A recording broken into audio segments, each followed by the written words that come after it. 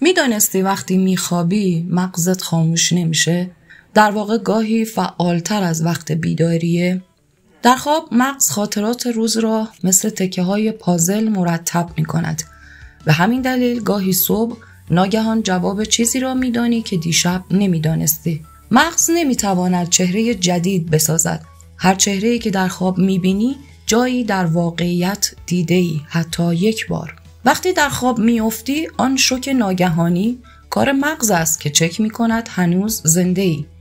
کم خوابی مثل مستی است.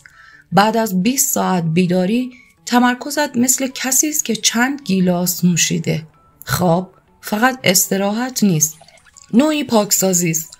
مغز سموم روز را میشوید تا فردا دوباره بتوانی فکر کنی، رویا ببینی و ادامه دهی.